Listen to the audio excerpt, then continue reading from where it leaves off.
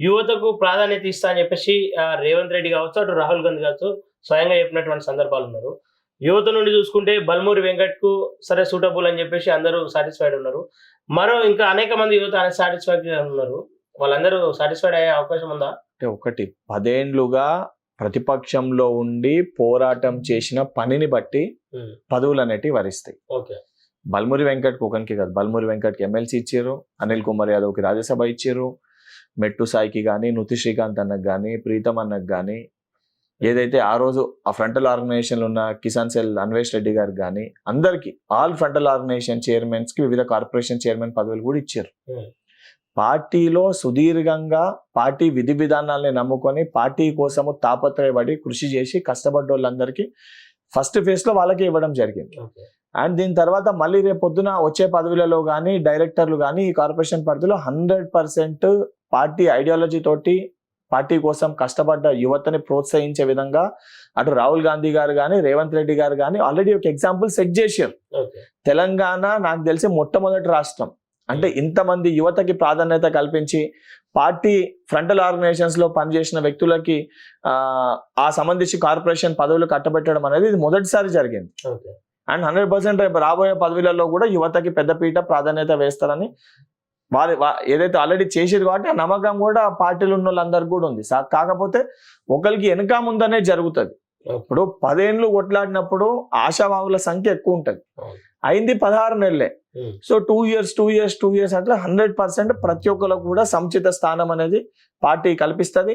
పార్టీకి ఉపయోగించుకోవాలనుకుంటే పార్టీ స్థానం కల్పిస్తారు, ప్రభుత్వంలో ఉపయోగించుకోవాలనుకుంటే ప్రభుత్వంలో స్థానం కల్పిస్తారు, లేదా ఇంకేదైనా వారి సేవల్ని వినియోగించుకోవాలంటే ఇతర రాష్ట్రాల్లో కూడా వారికి స్థానం కల్పిస్తారు. ఓకేనా. గతంలో మీరు అనేక అంటే ఇటు విద్యారంగం పైన కావచ్చు, నిరుద్యోగుల పక్షాన అనేక సందర్భాలు కొట్లాడారు. ఇప్పుడు అవన్నిటికీ చర్మగీతం పాడుతున్నారని చెప్పేసి భావిస్తూ ఉన్నారు. ఇప్పుడు గతంలో డిటెన్షన్ సిస్టమ్ పైన విద్యార్థుల సమస్యలపైన జేఎన్టీయూ డిటెన్షన్ దానిపైన ఒక్కొక్క యూనివర్సిటీకి ఒక్కొక్క విధానం ఉంది, దాన్ని మారవాలని చెప్పి పోరాటం చేయడం జరిగింది.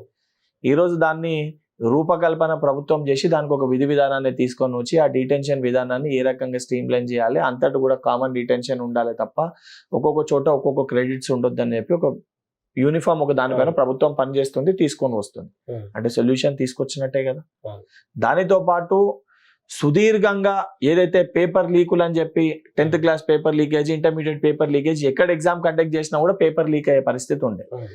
తెలంగాణ రాష్ట్రంలో కాంగ్రెస్ ప్రభుత్వం ఏర్పడ్డాక ఏ ఒక్క చోటన్నా కూడా ఏదన్నా లీక్ అయిందనే ఒక పరిస్థితి ఉందా? ఈరోజు కట్టుదిట్టమైన ఏదైతే ఒక బాధ్యతతోటి అధికారులు కానీ ఆ సంబంధించిన ప్రొసీజర్ కానీ అన్నిటినీ ఫాలో అవుతూ ఈరోజు ప్రతి ఎగ్జామినేషన్ ని కూడా ఈ ప్రభుత్వం కండక్ట్ చేస్తుంది. అంటే దాన్ని కూడా రిజాల్వ్ చేసినట్టే కదా.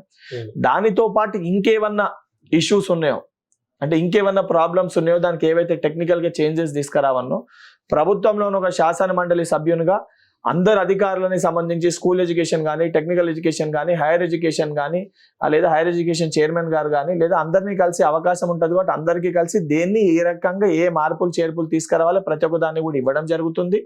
ఆ మార్పులు చేర్పులు కూడా తీసుకొని వస్తూ అండ్ విద్యా వ్యవస్థని పైన చిత్తశుద్ధి ఉండాలి. గత 10 ఏళ్లలో విద్యా వ్యవస్థని కంప్లీట్ గా నాశనం చేశారు కాబట్టి బాధ్యతతోటి గౌరవ ముఖ్యమంత్రి గారు ఆ శాఖని వారి దగ్గరనే పెట్టుకొని పర్సనల్ గా రివ్యూ కూడా చేస్తారు. కానీ గ్రూప్ 1 మీద తప్పిదాలు జరుగుతూ ఉన్నాయని చెప్పేసి మొన్నటి వరకు కోర్టుకు వెళ్ళిన సందర్భాలు కూడా. ఇప్పుడు నిన్న కూడా కోర్టు ఇదే జియో దానిపైన జియో నెంబర్ 29 పైన పోతే కోర్టు ఏం తీర్పిచ్చిందో కూడా చూసారు కదా.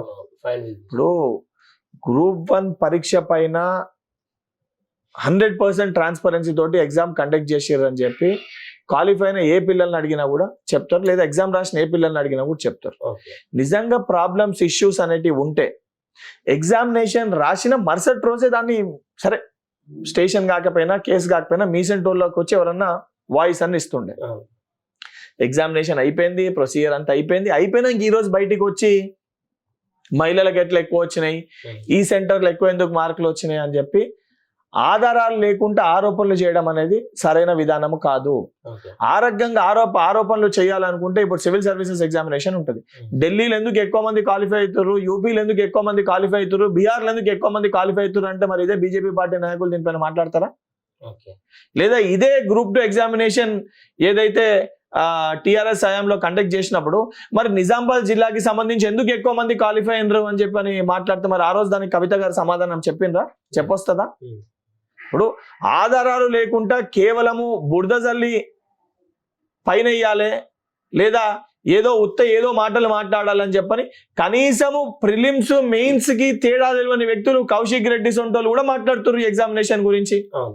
సంజయ్ కుమార్ నిన్న చూసిన కొరుట్ల ఎమ్మెల్యే ఆయన బయటకు వచ్చి మాట్లాడుతుండు. ఆయన కనీస అవగాహన ఉందా? ప్రిలిమ్స్ డేట్స్ ఎప్పుడు, మెయిన్స్ డేట్స్ ఎప్పుడు, ఆయన దాని గురించి మా ముఖ్యమంత్రి గారి గురించి మాట్లాడుతుండు. ఇదే గ్రూప్ 1 పరీక్ష లీక్ అయినప్పుడు మరి ఎందుకు మీరు మౌనంగా ఉన్నారు? మరి ఆ రోజు వీళ్ళు మాట్లాడిర్రా? అడ్డగోలుగా అంగట్లో కదా సరుకులు అమ్మినట్టు గ్రూప్ 1 పేపర్ అమ్మిర్రు.